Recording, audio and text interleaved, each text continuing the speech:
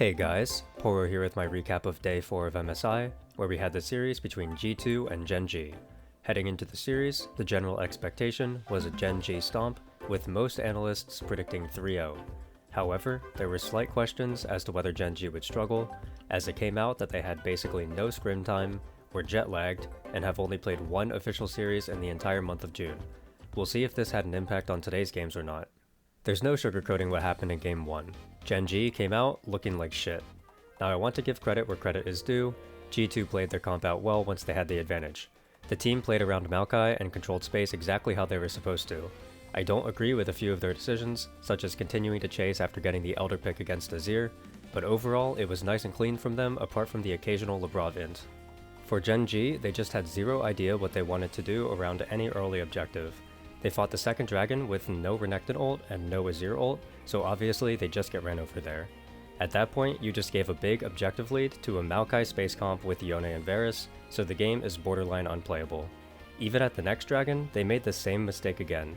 Lucian had no culling because he just used it to secure Herald, so of course you're at a disadvantage at the dragon fight. Very basic mistakes from Gen G. I'm super disappointed. Overall though, I still expect Gen G to take home the rest of the series. We saw a lot of their other strengths, such as Keen's dominant laning over Broken Blade, and Chovy being scary as always, almost making a few big plays early on. I'm curious to see if G2 can win off of Maokai, and part of me thinks Gen G just thought they could hand stiff and failed horribly. Game 2 was equally messy. This time, it was G2's turn to go for stupid fights. Heading into the game, the draft looked quite solid. Gen G has to get such a large advantage early to make their comp stronger later. The game even starts out in G2's favor as they get the first dragon and have the gold dead even. However, G2 then decided they wanted to posture around Grubs, which got Wukong picked off, and then they full sent the clearly losing second Drake fight, which just made the game impossible to play after. I gave most people on Gen G 4 because they ended up stomping, but these are not clean 4s, and I'd say Canyon, Chovy, and Ruler could all be given a 3 to be honest. They were all just playing so messy and made so many mistakes in fights and positioning, but it just didn't matter because they slapped G2 with their wallets and called it a day. I'm disappointed in Gen G. If they play like this against the other Eastern teams, they'll just lose. Game 3 was more of what I was expecting from Gen G. We were treated to a beautiful vintage Canyon Lee Sin performance, where he dominated the game starting from his level 2 Gromp invade and keeping full control until the Nexus exploded. Skewmont and Broken Blade were absolutely gapped this time around, and the Gen G bot side didn't have to do anything at all to win other than get in the Canyon backpack. Game 4 was a bit closer. Gen G jumped to an early lead, but G2 made a bold call to go for a late dragon contest where they got the steal and then got a couple of kills back. After that, the game became a contest of if Twist of Fate could find value plays with his ultimate. Some of the plays worked and some of them didn't, and the game was relatively a stalemate. At 26 minutes, the score was 7-7 and the dragons were tied at 2-2. Caps saw the angle to make a play bot on Keen with Broken Blade, as the Baron was up but both solo laners had teleport. The play was successful and maybe G2 could have snowballed it into a Baron start, but Skewmont got caught out at the same time and Gen G got the Baron in a tense teamfight where Ruler dealt some insane damage. After that, it was all over.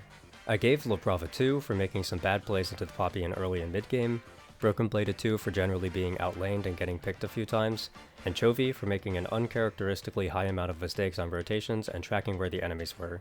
Skewmont played a decent game all the way up until the key Baron pick, which realistically was the game-losing play. Keen, Ruler, and Duro all played very well this game in my opinion. With this, Gen G moves on and G2 drops into the lower bracket, where they'll face the winner and loser of the Fly AL series that takes place tomorrow. Overall, I'm very disappointed in Gen G. I get that they're rusty due to jet lag, no scrim time, and only having played one series in all of June. However, a lot of the mistakes they were making were very basic mistakes that would have lost them the series against a better team.